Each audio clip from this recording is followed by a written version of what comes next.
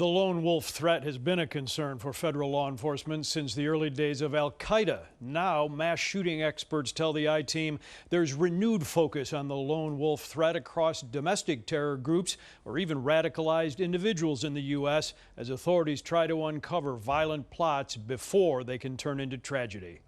Lone wolf actors are the thing that will keep law enforcement officers awake at night. Thomas Brady runs the College of DuPage's Homeland Security Training Institute. 3, 2, 1, slide. This is their Main Street training site, a fully built-out street scene where students and first responders can practice for real-life threats, such as mass shootings carried out by radicalized individuals. There might be an actor who's planning something, but has never been pulled over by the police, has never had contact with the police, has never been arrested. They go about their day, whatever that is, but they're planning for an event. And so you don't know that they're doing that because they're not on the radar of the police department at that time.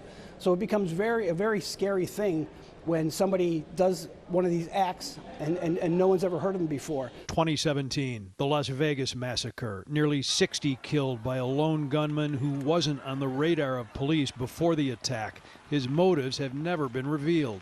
Just this year, from the supermarket shooting in Buffalo to the Uvalde Elementary School attack to right here in Highland Park on the 4th of July, lone actors are continuing to plan and carry out devastating attacks. The Department of Homeland Security and the Federal Bureau of Investigation have warned now for several years that the most significant terrorism-related threat facing the United States today comes from lone offenders, individuals who self-connect with an extremist ideological belief system or cultivated personal grievance, who, based on those ideological beliefs or grievances, go out and commit mass casualty attacks. John Cohen is the former counterterrorism coordinator at the Department of Homeland Security and is an expert on mass shootings. He tells the I-Team there are a number of steps law enforcement and local communities can take to address these threats of mass violence. Law enforcement organizations need to work closely with members of the community so that